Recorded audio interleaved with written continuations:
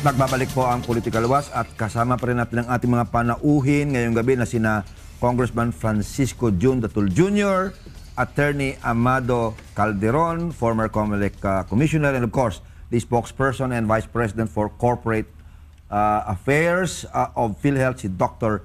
Israel Francis Pargas. Meron kayong profesor tanong kay Congressman Datul before we pause for a break. Kung hindi ako nagkakamali, merong batas na automatically may 1% ang mga senior citizen. In fact, sa national government, kahit sa local government. Eh kasi, kung ganung meron pala, hindi kasi kami masyadong aware doon kung saan paano ito nagagastos, eh di dapat pala kahit pa wala itong automatic PhilHealth coverage before, eh dapat meron na rin na pinagagamitan yung pondong yun. At nasan ba yung mga pondong yan ngayon? Ganito po yan eh. Ang ating pong pamahalaan, meron pong 1% sa national budget. Kamukha po nito. Kung 2.6 trillion pesos ang proposed 2015 budget, 1% of that would be around 2.6 billion. Example, Quezon City lang. We have 148 cities in the Philippines. Ang Quezon City, meron 12 billion project. Every year, meron 120 million. Ngayon, wala kami pinakikinabangan yan. Dapat sana igagawa ng ospital yan. Yung 148 cities, tigi-tigis ang ospital para sa senior citizen. Senior Citizen Medical Center. Kahit po yan, libre gamot na, libre operasyon, libre lahat, kahit walang PhilHealth, gagana na yan. Kaya. Okay. Ngayon, hanggang yung mga barangay captains, may 1% yan. Halimbawa, ang pondo ng isang barangay, 20 million, meron silang 200,000 a year.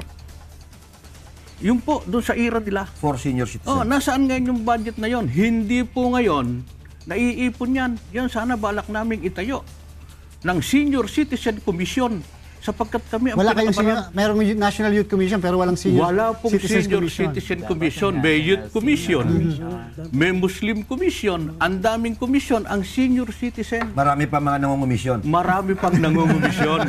Kawawa naman yung aming sektor. Kawawa ang mga senior citizen. Wala nang nag-aalaga, wala nang pagmamahal, wala tayong mga politiko ngayon, wala tayong lahat kung walang senior citizens sapagkat sila ang talagang haligi ng ating sambayan ng Pilipinas. Eto, Tito Joe, may tanong ako kay Doc Ish. Ito'y napakalaking concern din. At pasensya na kayo kung ito'y naitatanong namin. May mga naging issue kasi na yung mga private hospitals. Sabi, hindi kagad kami nare-reimburse nitong nababayaran ng PhilHealth. Baka po naman, Doc, dahil sa in-expand ito, dinagdagan pa.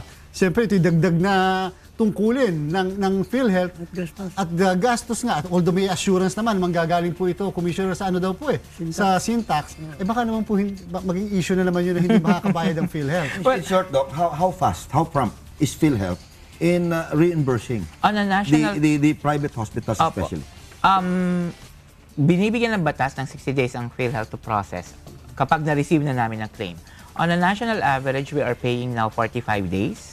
Meron po tayong mga lugar na nagbabayad ng mas mabilis pa doon, less than 30 days.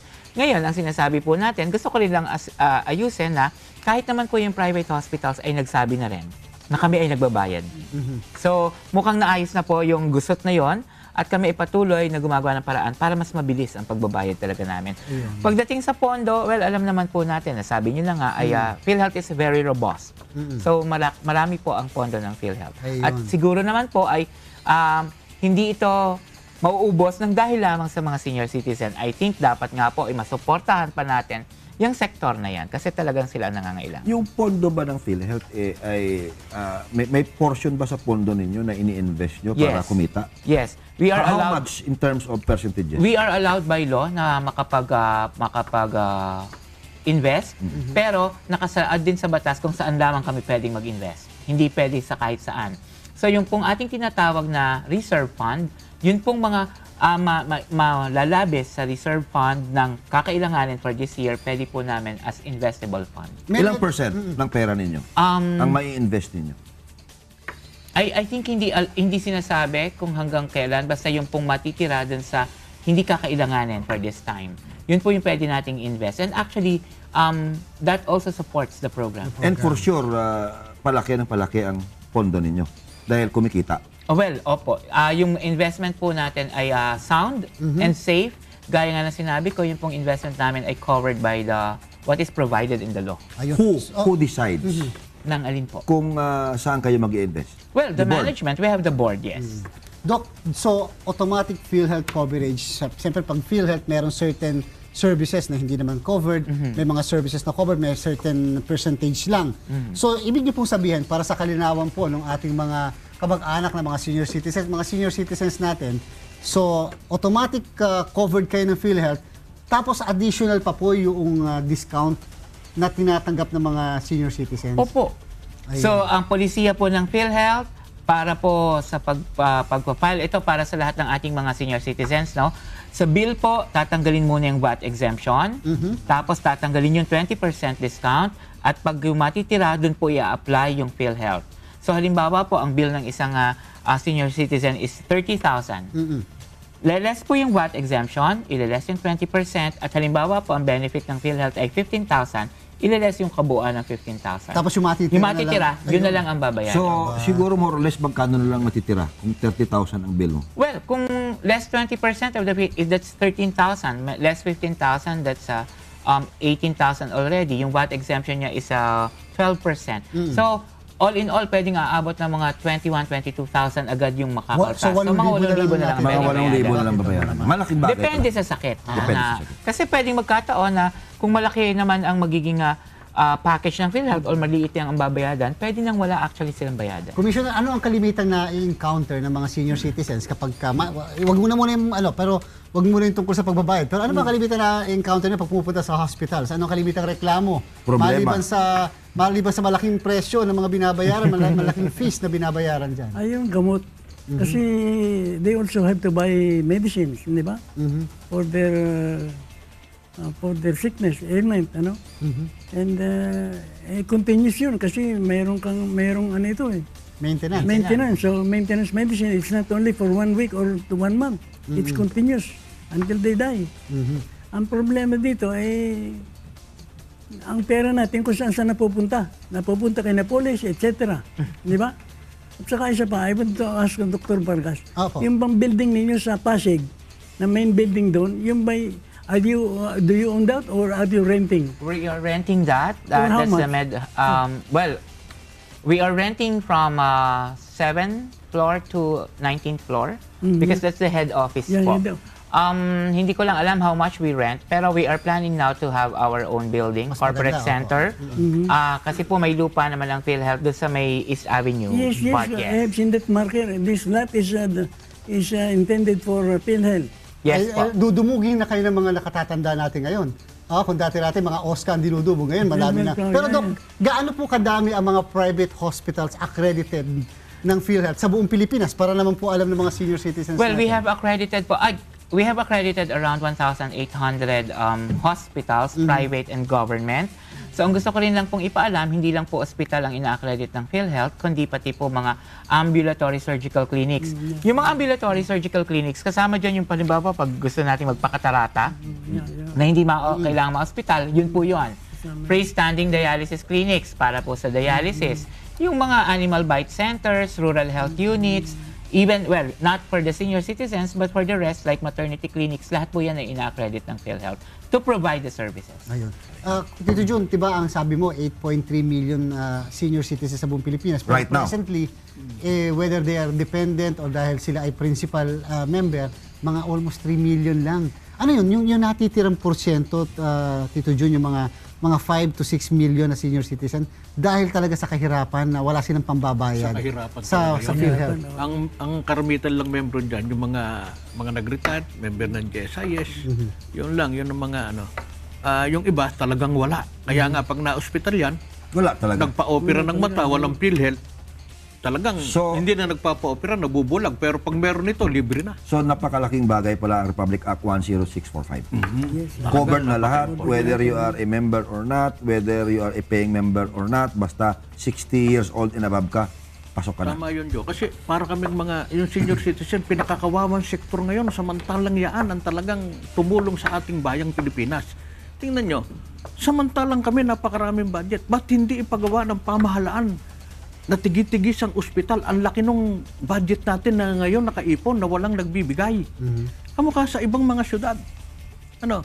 Yung mga ibang syudad na yan, yung pera namin dapat talagang ibigay na sa senior citizen, ipagpagawa ng tigi-tigis ang ospital. Ibig sabihin na Congressman, every year 1%. So, hindi nyo alam as of now kung saan pumupunta ang pera na yan. Hindi namin alam. Where is it deposited? Who handles it? Saan ginagastos? And therefore, maaring ika nga it is being used for other Pati purposes. barangay captain. Pwedeng ika nga pinagkakitaan ito ng iba. And right now, hindi nyo pa alam. And therefore, kailangan pala imbestigahan ito. Pwede yon. Talagang dapat imbestigahan yan. Kasi tayo, meron 42,028 barangays. Municipality. Barangays rather. Barangays yan. Meron tayong 1,491 municipalities. Meron tayong 148 cities. 80 provinces. Yung pondo na yan, hanggang ngayon, walang pinakikinabangan sa amin. Buti pa ibang mga barangays, siguro mga 10%, binibigay talaga ng mga barangay captains, ibinibili nilang lamesa, ibinibili ng ng mga gamit ng senior citizen at may maliit na kwarto sa barangays. Pero yun, 10% lang. Pero ang primary concern talaga, in all fairness naman, ng isang senior citizen, health. Kalusugan lang. Yun ang primary Tatlong talaga. kailang kami. Yung kalusugan, number 1. Ayun. Kasayahan at saka yung konting kabuhayan. Okay. Yung KKK. Yun lang ang amin Di ba talaga. dagdagan pa natin ng pang-apat? Kamatayan. Yung kamatayan siguro, Siyempre, ginagastosan mo rin yan. ginagastusan din yan. Ang binibigay sa amin, 2,000 lang pag namamatay ang senior. Samantalang ang daming pondo. 2,000 lang sa bawat munisipyo. Nasaan yung pondo namin na 1% ng national budget? Ayun. So kung pagbibilangin mo yan siguro, Congressman, kung if we go back in time, kung ilang taon man yan, na mula na nagsimula yung pag-mandate na pagbigay ng 1%, siguro baka daang bilyon na yung pondo na yan, na hindi ma-account for. Ganun nga. Ganun ang mangyayari to. At Doc Ish, dito naman po siyempre may mga concern din na yung mga senior citizens kasi natin, baka ang sabihin nila, hindi na magdagdag pa ng ibang pribilehiyo ang PhilHealth. Maliban ba sa magandang balitang ito na ang mga senior citizens automatic covered na dahil may pondo naman, meron pa bang ibang idadagdag pa na benepisyo ang PhilHealth maliban doon sa existing natin ngayon? Well, we're looking for 2015 po. Actually, yung ating, meron tayong tinatawag na primary care benefit, no? Or yung check-up, ine-expand natin yan. Dinadagdagan yung serbisyo. At kasama nga doon sa plano natin by next year, ang pagpo-provide ng outpatient maintenance drugs for the hypertension and diabetes and dyslipidemia or yung mga taba natin sa katawan. Libre na yan. Maintenance drug po siya na mabibigyan natin na ng benepisyo ngayon. Pero syempre, it will start slowly, so hindi pa kaagad-agad. Pangalawa, magdadagdag po tayo ng benepisyo para dun sa ating mga catastrophic cases. Yun pong ating colonic cancer, yun pong mga rare diseases. So dinadagdagan po natin yan. Kasi katulad po nun, kasama po ng special benefit package kasi na yan or yung Z, halimbawa, kailangan ng magpapalit ng transplant ng kidney. That's around 600,000 that we are giving now as a benefit. So malaki na yon. So dinadagdagan natin yung mga catastrophic cases na ganyan. Katulad po ng, wag na nating ipagpalipas, katulad ng Ebola, no?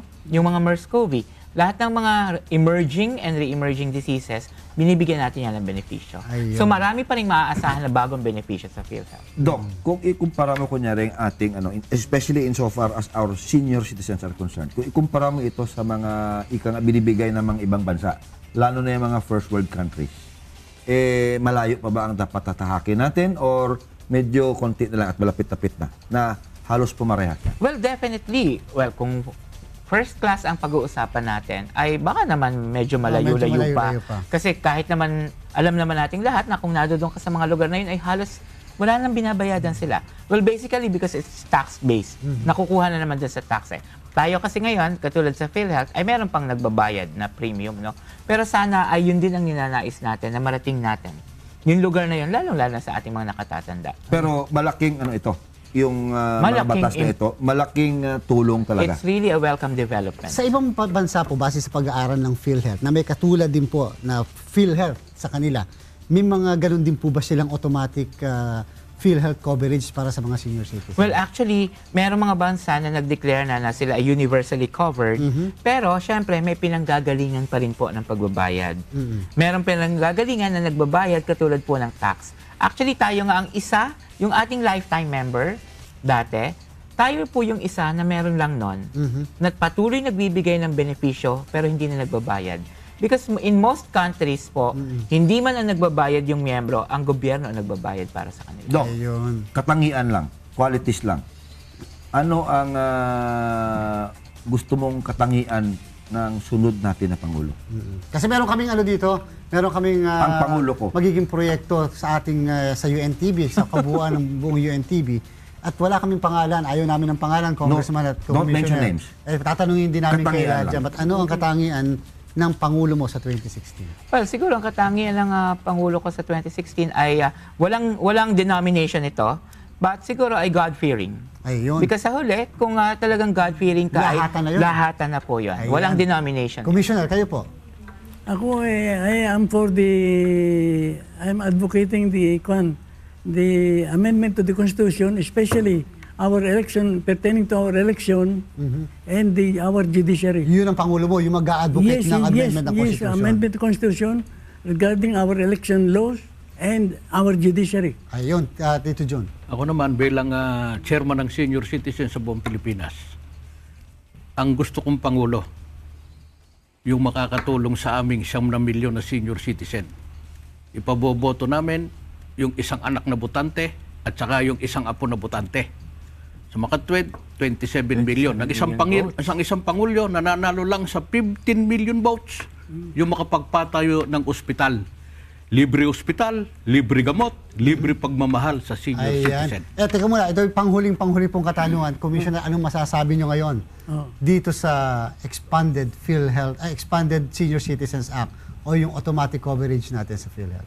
Hindi, gusto ko tanong kay Dr. Vargas, pwede po makasama dito yung claims for in case of calamity, emergency? Actually po, ngayon may existing policy kami, ang PhilHealth, na meron po tayo for any fortuitous events. Yeah. So for any fortuitous events po, talagang meron tayong beneficyo na ibinibigay. At marami kayong binigyan, yung mga nabiktima ni Yolanda. Actually, yung po, yung kay Yolanda, pero yung kahit po yung Zamboanga Siege, yung pong nagkaroon sa Bohol ng Lindol.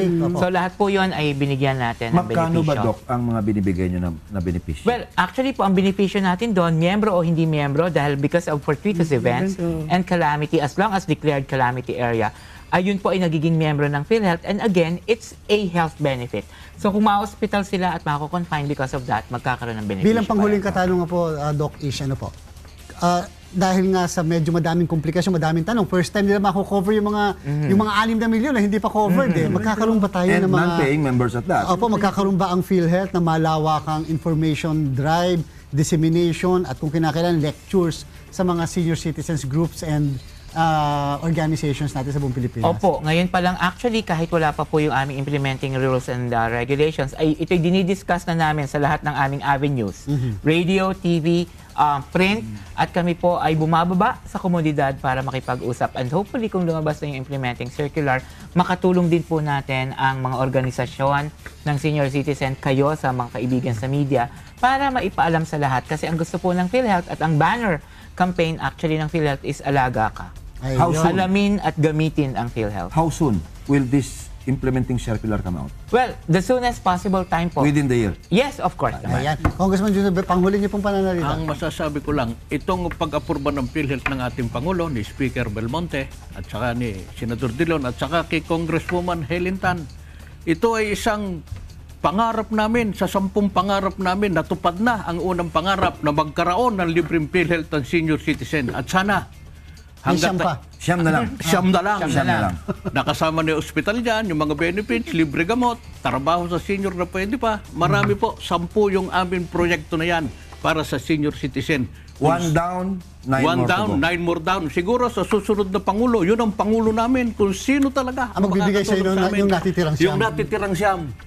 Pwede na kami magdeklara kahit ngayon. Ayan, mga kasambayan, nililiwanag po natin sa mga kaanak at mga senior citizens po natin. Pwede na nyo pong ma-avail na ngayon ang PhilHealth kahit po wala pang implementing rules and regulation. Pero sa mga susunod na araw, maaari po kayo magpunta na sa mga PhilHealth offices po para mag-fill up na po ng forms. Maganda pong maipakalat natin ang impormasyon na yan. Magdala lang po muna kayo in the meantime ng inyong senior citizens ID at saka isa pang ID, Doc, na mapagkakakilanlan. Birth certificate. Opo. Sa Birth ngayon, certificate. although sa ngayon sinasabi natin senior citizens and any other government issued ID. Ayan. Nako, maraming salamat po, of course, kay Congressman June Datul Jr., Attorney Commissioner Amado Calderon, and si Doc Ish Pargas, ang PhilHealth spokesperson and Vice President for Corporate Affairs. At sa mga poll watchers ng bayan, maraming salamat po sa inyong patuloy na pagtangkilik sa ating programa.